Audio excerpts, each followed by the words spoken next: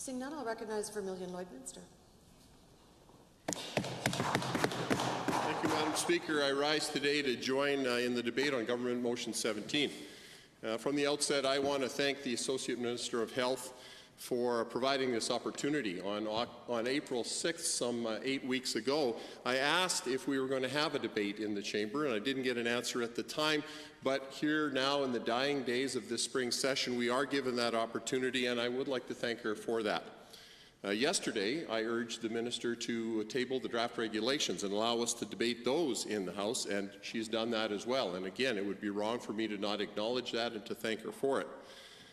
But I have to say the late timing and the rushed nature of this and so many other aspects of this debate have revealed that this government is badly fumbling this vitally important issue.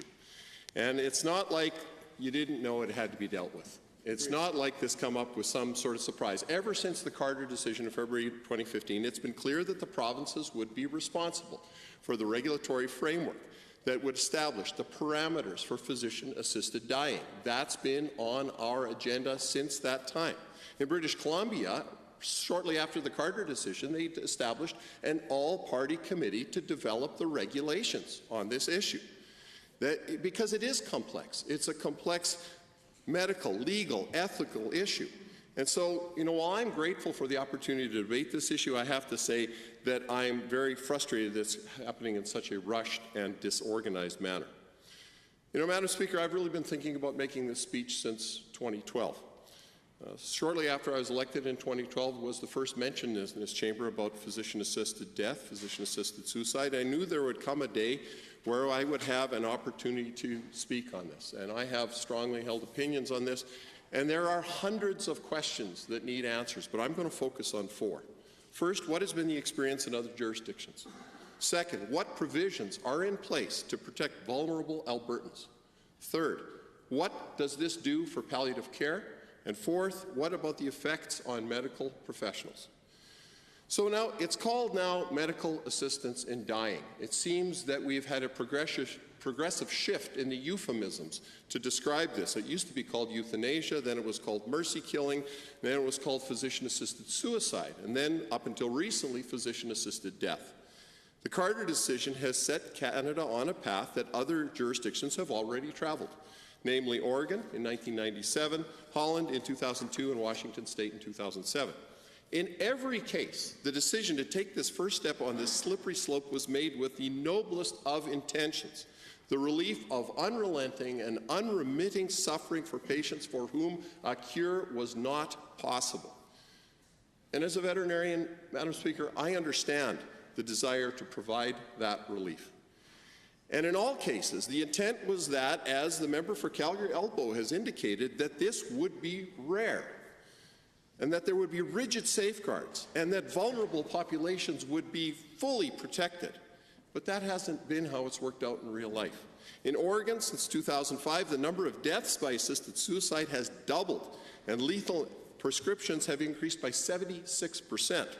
During that same time frame, the population in Oregon has only increased 7%. In Washington, in the period from 2009 to 2012, assisted suicide increased by 130%. while the population increased by 18%. And in Holland, a nation of only 17 million people, in the 5-year period from 2005 to 2010, assisted suicide numbers increased 64%, from 2,319 to 3,809. And in that same 5-year period, prescriptions for what they call terminal sedation went from 11,000 to 17,000 per year. Madam Speaker, the numbers show that instead of being rare in jurisdictions where it is now legal, physician-assisted death is becoming increasingly commonplace. And even more troubling is the relaxing of the original restrictions that were placed on this practice to protect vulnerable populations. This has happened in virtually every jurisdiction. Looking specifically, for example, at Holland, for example, the eligibility criteria have shifted from those that are terminally ill to those that are chronically ill, from those that suffer from physical illness only to extend to mental illness, to mental suffering, to physiological distress, and now to where it is available to those over 70 who are simply tired of living. In a troubling paper in the journal Current Oncology, noted University of Ottawa palliative care specialist Dr. Jose Pereira noted that euthanasia has moved from being a measure of last resort to being one of early intervention. Belgium has followed suit, and so has the state of Oregon. The situation has progressed so far that the United Nations has found that the euthanasia law in the Netherlands is in violation of the Universal Declaration of Human Rights because of the risk it poses to the rights of safety and integrity for every person's life. And so, Madam Speaker, you can understand why there's concern. You can understand why Albertans want to see the regulations that will govern this practice in Alberta, and that it will guard against the disturbing trend that has happened elsewhere. Now, many other jurisdictions, Scotland, England, France, South Australia, the state of New Hampshire, have all decided to not go down this road because they don't want to see this tectonic shift in the relationship between patients and doctors. And it's because of the inability to adequately protect against this inexorable slide. Now, this is not the case in Canada. The Supreme Court has ruled, and it is left to us as legislators to establish the regulatory framework to govern this practice. And here I must disagree with the Associate Minister when she said in her opening comments, and I quote, "Our responsibility in this matter is actually quite small." With the greatest respect, Associate Minister, it's not.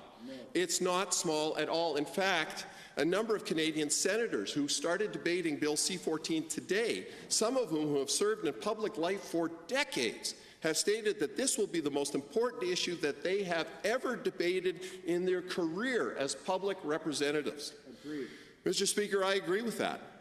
And as an elected public representative, it's imperative that we take that same responsibility that we have been given on this matter, and that we learn from the lessons that others that have traveled this road have tried to teach us. So what about protecting the vulnerable? Well, Madam Speaker, as I've outlined, other jurisdictions have gone down this road, each embarking on that journey with assurances that vulnerable persons would be protected and that no one would make this decision under duress. Everyone starts out with good intentions, but in practice, the safeguards have progressively been watered down and subverted.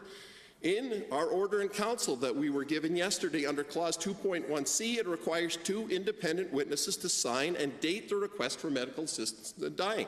Now, that seems eminently reasonable, and in fact has been used in other jurisdictions. But in Oregon, for example, 58 of 61 persons that requested medical assistance in dying received one of the required signatures from a physician who was a member of a pro-assisted suicide lobby group. In Holland and in Belgium, networks of physicians offering consultations on medically assisted dying have formed, even though they have no specialized training in palliative care and no personal connection to the patient.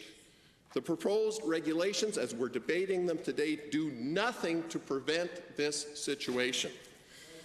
Madam Speaker, advocates for persons with developmental disabilities are also justifiably concerned, so much so that a coalition of advocacy groups has formed to develop the Vulnerable Persons Standard. This standard argues that our constitutionally protected core values and rights in this country impose on government an undeniable obligation to make sure vulnerable persons are protected with real safeguards.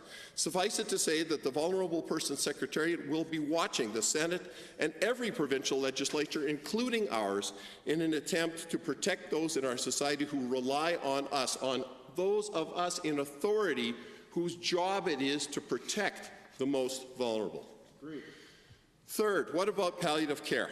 Well, Madam Speaker, we need to focus on the quality of life, and that includes the quality of the final days of that life.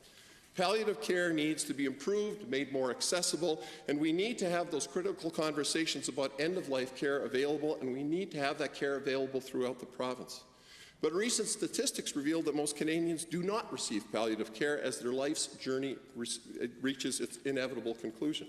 In Ontario, 4 times as many patients die in intensive care than palliative care. In that same province, 10 times as many patients die in acute care as in palliative care. In fact, in Ontario, only 6% of patients that die pass away in palliative care. Now, palliative care can and should be a beautiful thing. Even veterinarians who have always had the option of euthanizing their patients can and do seek to offer palliative care to their patients. In fact, a recent study showed that veterinary students receive 3 times the hours of instruction in analgesia and pain control than do human medical students. So we need to focus more on palliative care. We need to make sure that patients are supported and loved, and so that they never feel that they are a burden, which is easily one of the greatest fears that seniors face when they get sick. We've all heard it from our elderly friends and relatives. They say, I just don't want to be a burden. Finally, what about medical professionals? My colleague, the Honourable Member for Calgary-Lougheed, quoted from the Hippocratic Oath in his eloquent speech yesterday on this issue. Doctors take that oath when they earn their medical degree, and no doctor practicing today entered the profession with the knowledge that at some point they might be called on to assist with the death of their patient. There's not a doctor anywhere who knew that that was part of the deal. People enter the medical field because they want to care for patients. They want to heal. They're trained to heal. They're trained to care, and none are trained to assist with the death of their patients. And I'm worried about the physicians in this province who are about to take on this burden, and I'll tell you why. Veterinarians have always been called on where it is appropriate to end the life of our patients. I will tell this Assembly that this is a profound experience. It changes you. And it may come as a surprise to members that veterinarians as a profession have always had a suicide rate higher than the general population. In fact, that suicide rate is 4 times higher than the general population. Our rate of mental illness and suicide is twice that of other medical professionals. So what makes us different? Well, there are a number of things, but one issue that always comes up in the discussion is that veterinarians are the only healthcare professionals that are called upon to end the lives of their patients. And that takes its toll. Nearly everyone in my profession knows a colleague who has taken their own life. In my case, it hits close to home.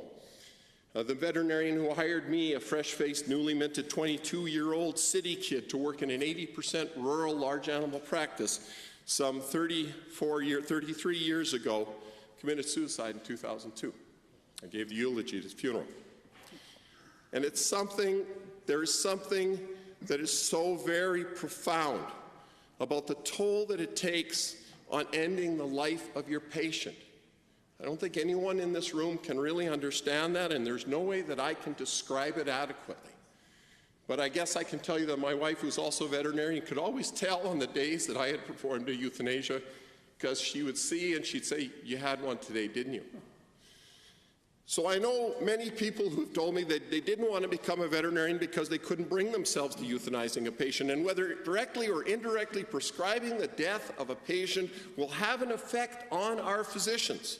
This is especially true for physicians in small rural communities. I've known doctors that have delivered 2-3 generations of the same family. These doctors become an integral part of their community. And how much more difficult will it be for them to be called on, to assist, to sign the papers, to assist the deaths of those patients that they have cared for? Madam Speaker, I'd like to conclude my comments by saying this. The Supreme Court of Canada has ruled, and physician-assisted death is the law of our land. I'm not debating that. Whether I agree with that law or not, as a law-abiding citizen, I respect that law. It is our job, though, as legislators, to ensure that the law is upheld and that we place safeguards that are fully maintained and safeguards that are workable to protect the vulnerable in society. That's the other half of the Carter decision. These regulations simply do not do that. And while the College of Physicians and Surgeons has developed a 19-paragraph, 6-page document entitled Advice to the Profession on Medical Assistance in Dying, it quickly notes that the advice does not define a standard of practice, nor should it be interpreted as legal advice, end quote. So there are still many, many unanswered questions that these hastily prepared draft regulations simply do not answer. Madam Speaker, this is a profound subject that has understandably created a great deal of anxiety for many Albertans. As legislators, we have the opportunity in a free vote, and I stress this is a free vote. I certainly hope that none of the caucuses have been whipped on this vote, to vote freely on the wishes of our constituents and our own consciences. For me and my constituents, I cannot support this motion, and I urge members of all parties to vote to defeat it.